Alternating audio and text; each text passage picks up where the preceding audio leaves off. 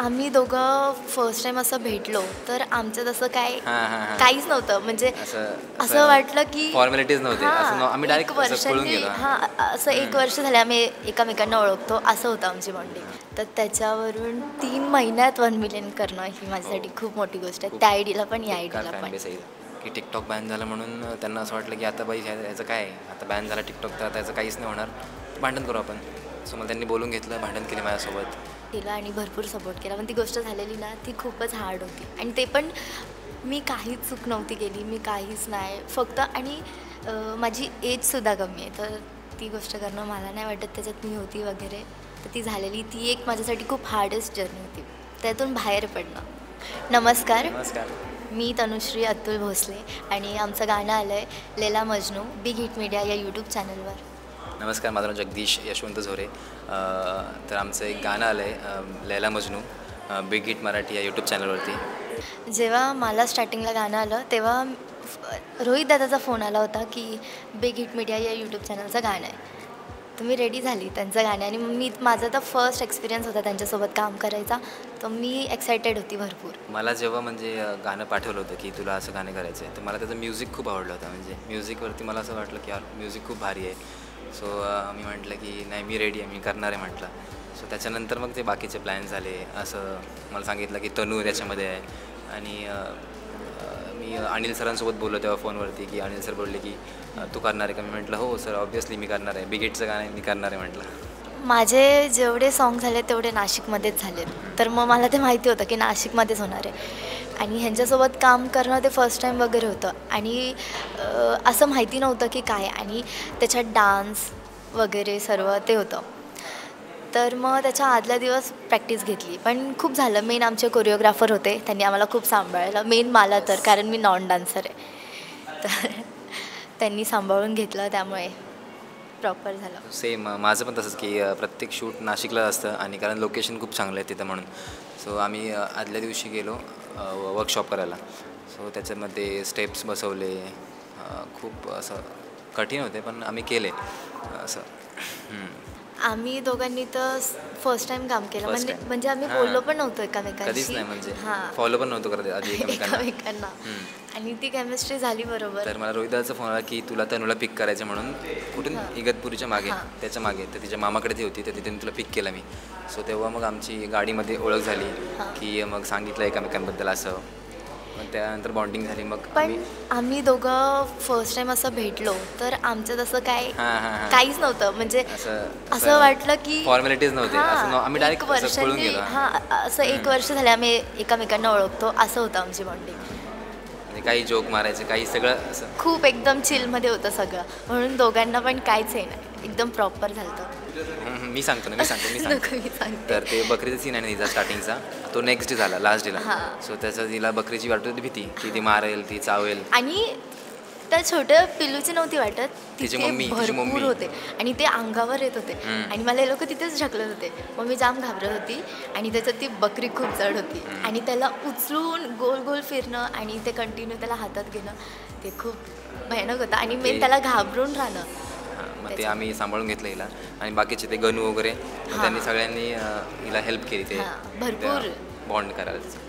Prank तर नाही केला, पण मी जेवढे प्रोडक्शन टीम होती ना तिथे, गणू असू दे, क्रिश असू दे, तर या सगळ्यांना मी सगळे असू दे, मी त्यांच्यावर ना अशी प्रँक वगैरे करत राहते. रोहित दादाला माहिती आहे, प्रत्येकाची मजा घेते. म्हणजे मी त्यांना चिडवते की हे लोक मला त्रास देतात, रोहित दादा त्यांना ओरडायचा आणि मग ते माझ्यावर ओरडा खायचे. ते किस्से भरपूर आहेत. असं एक किस्सा झालेला की शूट चालू असताना अचानकच पाऊस आला डायरेक्ट, तो एक किस्सा होता बस. मी तर विचारत नव्हतं केला कधी की मी येथे जाईन, म्हणजे असं हे करेन, अल्बम्स करेन आणि असं. कारण मी असं खूप, आमच्या इथलं एरिया म्हणजे रायगडचं आहे मी, तर आमच्या इथे असं काही हे एवढं कोण अशी इंडस्ट्री नाही आहे की कोणाला माहिती नाही आहे की अशा गोष्टी असतात. सो मी रील्सपासून असं करत होतो. मग त्याच्यानंतर मग मला सॉंग्स भेटले, तर त्याच्यानंतर मग आता इथपर्यंत आलो. सो खूप छान वाटतं आहे इथे येऊन. मी आता जेवढे बघतील त्यांना माहिती आहे, तर ही माझी सेकंड आयडी आहे 1 मिलियनची. माझी अजून एक 1 मिलियनची आयडी होती, ती सस्पेंड झाली, ही एक आहे. तर त्याच्यावरून 3 महिन्यात 1 मिलियन करणं ही माझ्यासाठी खूप मोठी गोष्ट आहे. त्या आयडीला पण या आयडीला पण. आणि जे प्रेम देतातच ते भरपूर आहे. माझी पण खूप अशी आणि सुंदर जर्नी होती. नाही मी नव्हतं केलं, पण एक असतं ना की आपण जेव्हा पुढे जातो तेव्हा ते मागे खेचण्यासाठी खूप लोकं, भयानक हां. प्रयत्न करतात. तसंच झालं होतं. ते शेअर करू की नको असं झालं आहे, पण नाही सेम माझं तसं होतं, पण ते आणि मी एक लोकांना मुलगी माहिती आहे, तर ते माझ्यासाठी खूप भयानक माझं तर माझ्या होतं. पण फ्रेंड्सनेच मेन असं माझ्या मम्मी पप्पांनी एकदम की नाही की नको करू आता, हे नको करू, ते नाही केलं आणि भरपूर सपोर्ट केला. पण ती गोष्ट झालेली ना ती खूपच हार्ड होती आणि ते पण मी काहीच चूक नव्हती केली, मी काहीच नाही फक्त आणि माझी एजसुद्धा कमी आहे, तर ती गोष्ट करणं मला नाही वाटत त्याच्यात मी होती वगैरे, तर ती झालेली ती एक माझ्यासाठी खूप हार्डेस्ट जर्नी होती, त्यातून बाहेर पडणं. माझ्यासाठी काही एक हे होतं काळ की टिकटॉक बॅन झाला होता राईट. तेव्हा माझे थोडेफार होते फॉलोअर्स. सो टिकटॉक बॅन झाला, त्याच्यानंतर माझे फ्रेंड्स होते. सो त्यांनी माझ्यासोबत भांडण केली की टिकटॉक बॅन झालं म्हणून त्यांना असं वाटलं की आता बाई याचं काय आहे, आता बॅन झाला टिकटॉक तर त्याचं काहीच नाही होणार, भांडण करू आपण. सो मला त्यांनी बोलून घेतलं, भांडण केली माझ्यासोबत आणि मग नंतर मी म्हटलं ठीक आहे चल इट्स ओके. नंतर मग थोड्या वेळानंतर मी रील्स बनवायला लागलो, रील्सचं ऑप्शन आलं, मग रील्स करायला लागलो. त्याच्यानंतर मग मी पुण्याला शिफ्ट झालो. 6-7 महिन्यासाठी पुण्याला होतो मी. मग त्याच्यानंतर मग त्यांना कळलं की फॉलोअर्स वाढले ह्याचे. मग ते रिटर्न ट्राय केलं त्यांनी बोलायचं. त्याच्यामध्ये मी त्यांच्याशी बोलतो, पण सगळ्यांशीच नाही बोलत. सो हे होतं एक की फ्रेंड्स फक्त मतलबसाठी असतात. काही फ्रेंड्स मतलबसाठी असतात आणि काही असतात लास्टपर्यंत सोबत. सो एवढं एक होतं. जेव्हा माझ्या घरच्यांनी जेव्हा ते सॉन्ग बघितलं ना, माझी मम्मी शॉक होती की तनुनी डान्स केला म्हणजे मी केला आहे, आता लडकी बाजीमध्ये केला आहे, पण ह्याच्यामध्ये थोडे हार्ड स्टेप होते आणि ते मी तर डान्स जे मला आले त्याच्यामध्ये जेवढे सॉन्ग केलं त्यामध्ये एवढा डान्सिकल नव्हतं, तर ह्याच्यामध्ये होतं. तर ते मेन कोरिओग्राफर नानू सर त्यांनी आम्हाला खूप सांभाळून घेतलं आणि चेतू राहुल सर त्यांनी खूप सांभाळलं म्हणजे असं ओरडले नाही जिथे मी चुकत होती, म्हणजे मला ते स्टेप जमत नव्हते, मग त्यांनी ते प्रॉपर शिकवलं, त्यांनी गाईड केलं आणि त्यांनी जे म्हणजे असं मागे बोलतात ना ते ओरडणं वगैरे ते नाही केलं, एकदम Softly. हां एकदम नीट एकदम शिकवलं, त्यामध्ये प्रॉपर झालं.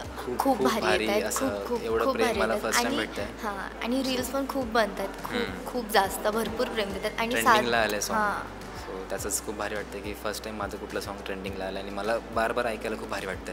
आणि माझ्या फ्रेंड्स फॅमिलीला माझ्या घरातले तर नुसते तेच बघत असतात, टी व्हीला लावून तेच हां माझा पण सेम मेन माझा छोटा भाऊ 1 मिलियन झाले. तर कालच झालं 7 1 मिलियन. डेजमध्ये. कालच 1 मिलियन झालं. तर त्याची एक एक्साइटमेंट खूप होती की 1 मिलियन कधी होईल. सो आता एक्साइटमेंट आहे की 10 मिलियन कधी होईल, 100 मिलियन कधी होईल. सो माझं आता होतं म्हणजे पूर्ण डन होतं झी मराठीवर होतं.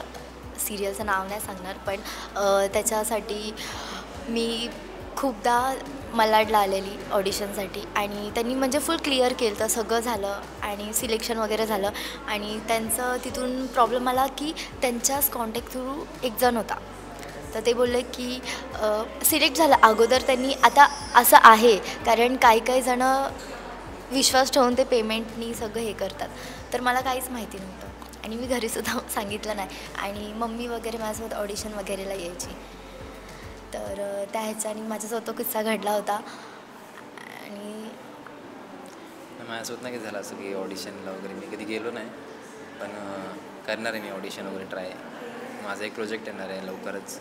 सो ते खूप मोठं प्रोजेक्ट आहे, असंच मोठं आहे आणि ते मूवीचं आहे. सो ते सांगणार नाही मी, नंतरच सांगेन, आता नको. तर मंडळी आमचं एक सुंदरसं गाणं गाणं आलं आलं आहे big hit media Laila Marathi या यूट्यूब लैला चॅनलवर. मजनू. तर तुम्ही ते बघा, अजून बघा. तुम्ही नसेल बघितलं तर शेअर करा सगळ्यांना. 1 मिलियन तर झालेच आहेत, तर आता 10 मिलियनपर्यंत पण पोचवा.